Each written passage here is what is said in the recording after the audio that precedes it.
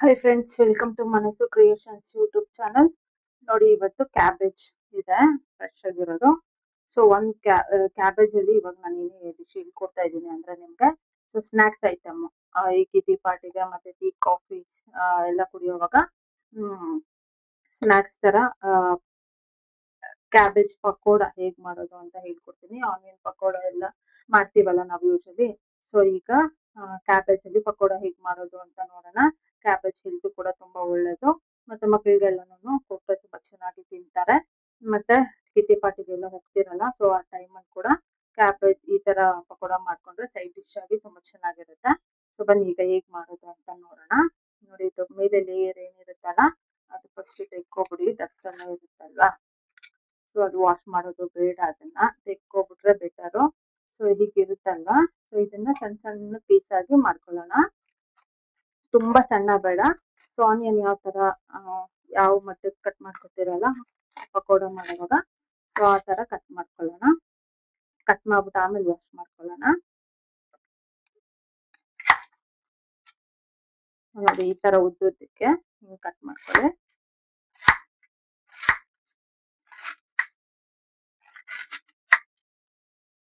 ಇದು ತುಂಬಾ ಉದ್ದ ಬರುತ್ತಲ್ವಾ, ನೋಡಿ ಇದನ್ನ ಈ ತರ ಮಾಡ್ಕೊಳ್ಳಿ. ಸೊ ಈ ತರ ಉದ್ದುದ್ದಕ್ಕೆ ಕಟ್ ಮಾಡ್ಕೊಂಡು ವಾಶ್ ಮಾಡ್ಕೊಳ್ಳೋಣ. ನೋಡಿ, ಈಗ ಇದು ಕ್ಯಾಬೇಜ್ ಎಲ್ಲ ಈ ತರ ಕಟ್ ಮಾಡ್ಕೊಳ್ಳಿ. ಈ ತರ ಕಟ್ ಮಾಡ್ಕೊಂಡು ಒಂದು ಬೌಲ್ಗೆ ಶಿಫ್ಟ್ ಮಾಡ್ಕೊಂಡು ಸ್ವಲ್ಪ ವಾಶ್ ಮಾಡ್ಕೊಳ್ಳೋಣ. ವಾಶ್ ಮಾಡ್ಕೊಬಿಟ್ಟು ನೀರೆಲ್ಲ ಚೆನ್ನಾಗಿ ಸೋಸಿ ಇಟ್ಕೊಳ್ಳಿ. ಚೆನ್ನಾಗಿ ವಾಶ್ ಮಾಡಿ ಇಟ್ಕೊಂಡಿದೀವಿ.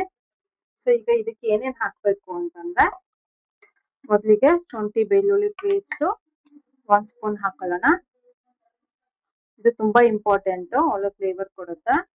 ಶುಂಠಿ ಬೆಳ್ಳುಳ್ಳಿ ಪೇಸ್ಟ್ ಒಂದು ಸ್ಪೂನು, ಮತ್ತೆ ಜೀರಿಗೆ ಪೌಡರ್ 1/2 ಸ್ಪೂನ್ ಹಾಕೊಳ್ಳೋಣ. ತುಂಬಾ ಮಸಾಲೆ ಐಟಮ್ ಹಾಕೋದ್ ಬೇಡ. ಸೊ ಜೀರಿಗೆ ಪೌಡರ್ 1/2 ಸ್ಪೂನ್ ಹಾಕ್ತಾ ಇದ್ದೀನಿ. ಮತ್ತೆ ಗರಂ ಮಸಾಲ 1 ಸ್ಪೂನ್ ಹಾಕೊಳ್ಳೋಣ. 1 ಸ್ಪೂನ್ ಗರಂ ಮಸಾಲ,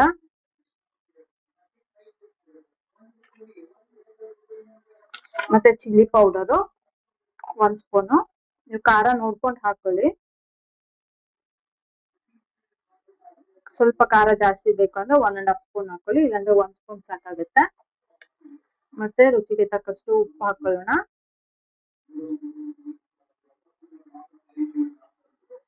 ಉಪ್ಪು ಸ್ವಲ್ಪ, ಮತ್ತೆ ನಾನು ಕಲರ್ ಬರಕ್ಕೋಸ್ಕರ ಕಾಶ್ಮೀರಿ ಚಿಲ್ಲಿ ಪೌಡರ್ 1/2 ಸ್ಪೂನ್ ಹಾಕೋತಾ ಇದ್ದೀನಿ. ಇದೇನಷ್ಟು ಖಾರ ಇರಲ್ಲ, ಬಟ್ ಕಲರ್ಗೋಸ್ಕರ ಹಾಕೋತಾ ಇದ್ದೀನಿ ಅಷ್ಟೇ. ಮತ್ತೆ ಅರಿಶಿನ 1 ಸ್ಪೂನ್ ಅರ್ಧ ಸ್ಪೂನ್ ಹಾಕೊಳ್ಳಿ.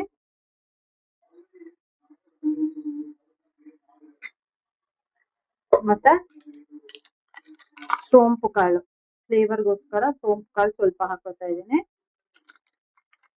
ಒಳ್ಳೆ ಫ್ಲೇವರ್ ಕೊಡುತ್ತೆ ಸೋಂಪು ಕಾಳು.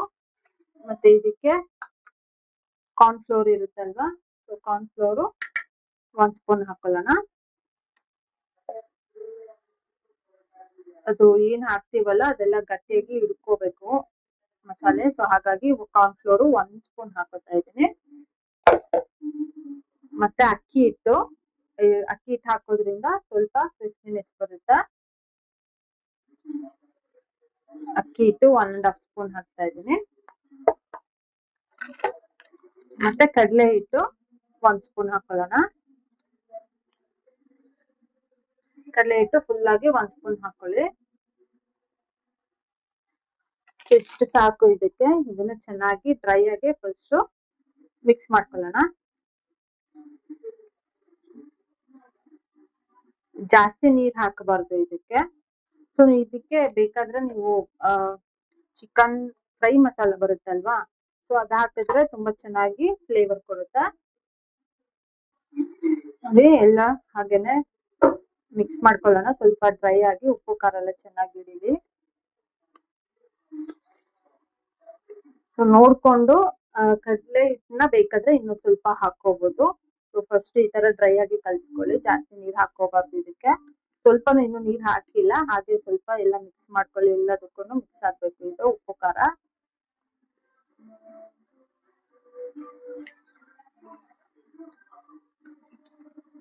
ಸೊ ಇದೆಲ್ಲ ಮಿಕ್ಸ್ ಮಾಡಿದ್ದಾದ್ಮೇಲೆ, ಸೊ ಪಕೋಡ ಅಂದ್ಮೇಲೆ ಕರ್ಬೇವು ಇಲ್ಲ ಅಂದ್ರೆ ಹೇಗೆ ಅಲ್ವಾ, ಕರ್ಬೇವನ್ನ ಸ್ವಲ್ಪ ಕಟ್ ಮಾಡ್ಕೊಂಡು ಮಿಕ್ಸ್ ಮಾಡ್ಕೊಳ್ಳೋಣ. ತುಂಬಾ ಟೇಸ್ಟಿಯಾಗಿರುತ್ತೆ ಇದು ತಿನ್ನಕ್ಕೆ, ಒಂದ್ಸಲ ಟ್ರೈ ಮಾಡಿ. ಸೊ ನೋಡಿ, ಈಗ ಹಿಟ್ಟು ಕಡಿಮೆ ಆಗಿದೆ ಅನ್ಸ್ತಾ ಇದೆ ಅಲ್ವಾ, ಸೊ ಹಾಗಾಗಿ ಇನ್ನೂ 1 ಸ್ಪೂನು ಕಡಲೆ ಹಿಟ್ಟು ಹಾಕೊಳ್ಳೋಣ. ನೋಡ್ಕೊಂಡು ಕಡಲೆ ಹಿಟ್ಟು ಹಾಕೊಳ್ಳಿ, ಜಾಸ್ತಿ ಹಾಕಬಾರ್ದು. 1 ಸ್ಪೂನ್ ಹಾಕೋತಾ ಇದ್ದೀನಿ.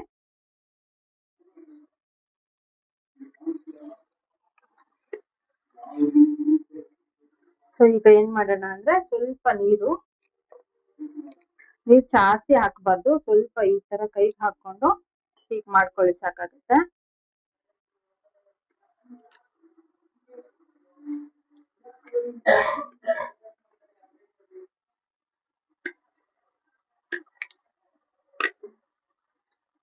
ನೋಡಿ, ಈ ತರ ಮಾಡ್ಬಿಟ್ಟು ಸ್ವಲ್ಪ ಒಂದ್ 5 ನಿಮಿಷ ಹಾಗೆ ಬಿಟ್ಬಿಡಿ. ಅದು ಚೆನ್ನಾಗಿ ಉಪ್ಪು ಖಾರ ಎಲ್ಲ ಹಿಡಿಬೇಕು ಅದಕ್ಕೆ. ಸೊ ಒಂದ್ 5 ಮಿನಿಟ್ಸ್ ಬಿಟ್ಟು ಅದು ಎಣ್ಣೆ ಕಾಯಕ್ಕೆ ಇಡೋ ಅಷ್ಟೊತ್ತಿಗೆ 5 ಮಿನಿಟ್ಸ್ ಅದು ಕಾಯೋ ಅಷ್ಟೊತ್ತಿಗೆ ಇದನ್ನು ಎಲ್ಲ ಸೋಕ್ ಆಗುತ್ತೆ ಚೆನ್ನಾಗಿ.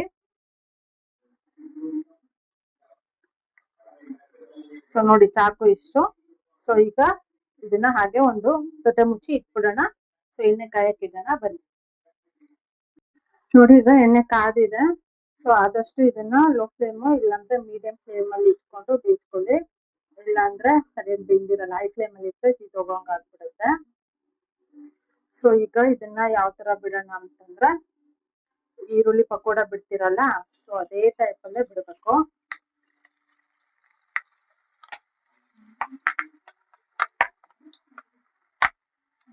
ಸೈಡ್ ತಗೊಂಡು ಇದು ಮಾಡಿ.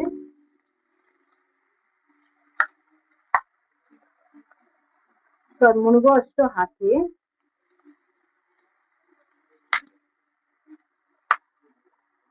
ಲೋ ಫ್ಲೇಮ್ ಅಲ್ಲಿ ಇಟ್ಕೊಂಡು ಹಾಕೊಳ್ಳಿ.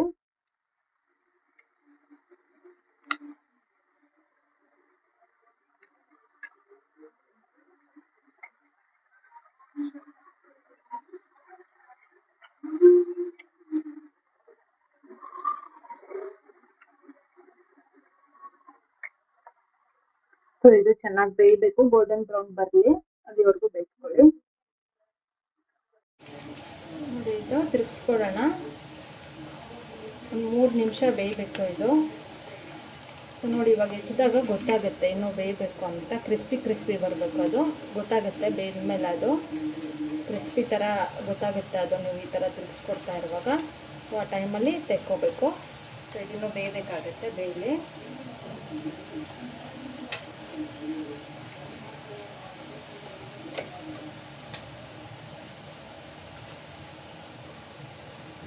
ನೋಡಿ, ಫುಲ್ಲು ಗೋಲ್ಡನ್ ಬ್ರೌನ್ ಆಗಿದೆ. ಸೊ ಇದನ್ನು ಒಂದು ಪ್ಲೇಟ್ಗೆ ಶಿಫ್ಟ್ ಮಾಡ್ಕೊಳ್ಳೋಣ. ನೋಡಿ, ಗೊತ್ತಾಗುತ್ತೆ ನೋಡಿ, ಈಗ ಗರ್ಗರಿ ಆಗಿದೆ. ಇನ್ನು ಬೇಕಾದರೆ ಕರಿಬೇವನ್ನ ಇನ್ನೂ ಸ್ವಲ್ಪ ಇದು ಬೇಯೋವಾಗನೇ ಹಾಕ್ಕೋಬೋದು, ಕ್ರಿಸ್ಪಿಯಾಗಿರುತ್ತೆ.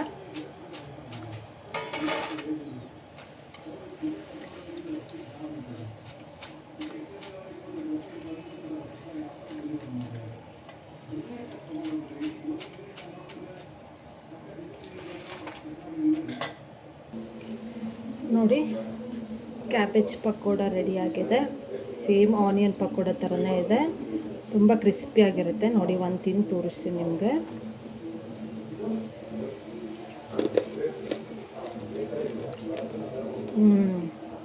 ತುಂಬ ಟೇಸ್ಟಾಗಿದೆ, ಕ್ರಿಸ್ಪಿಯಾಗಿದೆ. ಸೊ ಒಂದ್ಸಲ ಟ್ರೈ ಮಾಡಿ, ಮಾಡ್ಕೊತೀನಿ ಹೇಗಿತ್ತು ಅಂತ ಕಾಮೆಂಟ್ ಮಾಡಿ. ಮನಸು ಕ್ರಿಯೇಷನ್ಸ್ ಯೂಟ್ಯೂಬ್ ಚಾನಲ್ನ ಸಬ್ಸ್ಕ್ರೈಬ್ ಮಾಡ್ಕೊಳ್ಳಿ. Thank you for watching friends.